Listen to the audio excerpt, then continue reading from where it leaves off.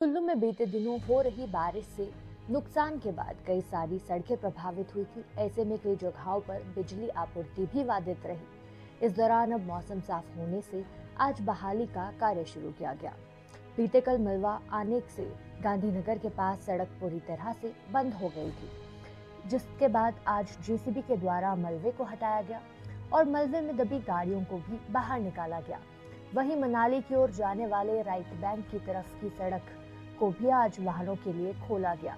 रायसन के पास इस सड़क पर वाहनों की आवाजाही को ठीक किया गया। 24 घंटों से इस सड़क पर कई वाहन फंसे हुए थे। ऐसे में सड़क को बहाल करने के बाद ही वाहनों को निकलने में घंटों का समय लगा। डीसी कुल्लू तोरुलेस रविश ने बताया कि बारिश होने से लग घाटी के सभी डीटीआर डाउन हो गए हैं। ऐसे में अब यहाँ बिजली बहाली का कार्य शुरू कर दिया गया है। वहीं बरशैनी शाट में भी अधिक नुकसान हुआ है, जिसके कारण बरशैनी में विद्युत आपूर्ति बहाल करने में समय लगेगा। मनाली में पेड़ों के गिरने से कई जगह बिजली की तारें प्रभावित हुई है और यहाँ पर बिजली की तारें टूटने के कारण कई क्षेत्रों में अंधेरा पसरा हुआ है। ऐसे में कई क्षेत्रों में अभी बिजली बहाली में समय भी लगेगा।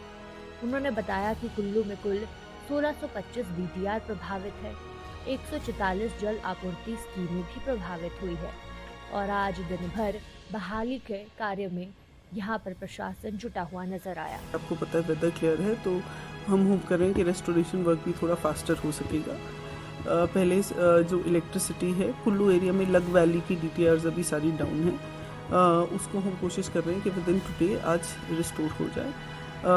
दूसरा बरशैनी और शाट में भी रात को फॉल्ट आ गया था, उसमें थोड़ा सा समय लगेगा, स्पेशली बरशैनी में, वहाँ डैमेज बहुत ज़्यादा है। जहाँ तक मनाली की बात है तो एक फीडर अभी मेरे को सूचना आई है कि स्टार्ट किया जा रहा है। बाकी शाम तक जो मेन एरिया है मॉल रोड सिमसा, इसको रिस्टोर करने का हमारा आज का टारगेट है।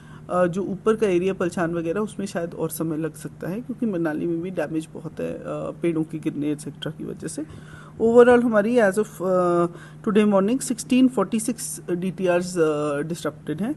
हमारी 144 वाटर सप्लाई स्कीम्स भी डिस्टर्प्टेड हैं। कुल्लू में 45, लारजी में 25 WSS और 4 LIS, कटराई में 24 WSS 1 LIS और आनी में 31 WSS 6 LIS। तो 125 वाटर सप्लाई, 6 इरिगेशन, 2 सीवरेजेस और 11 LIS स्कीम्स हमारी डिस्टर्प्टेड हैं।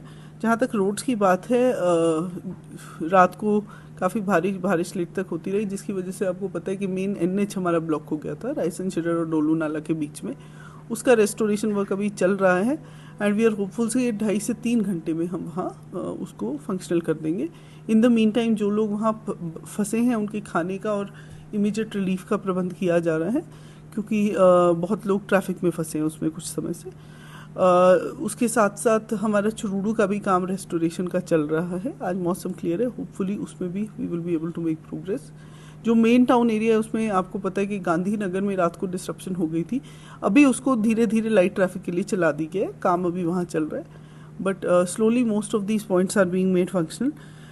जहाँ तक हमारी मनाली की स्नो क्लियरेंस की बात है तो वी आर फोकसिंग, क्योंकि पलचान साइड होटल्स वगैरह में लोग ज़्यादा रहते हैं, तो उसको क्लियर करने में हम पहले फोकस कर रहे हैं। जी कुल्लू से मनाली रोड, जैसे कि मैंने बताया कि जो लेफ्ट बैंक है वो चुरूडू पे जो मेन पॉइंट है हमारा ख़राब है वो है, और जो राइट बैंक है जो मेन हमारा NHI है वो डोलू नाला के पास एक पॉइंट पे बहुत भारी स्लाइड आने से डिस्टर्प्टेड है।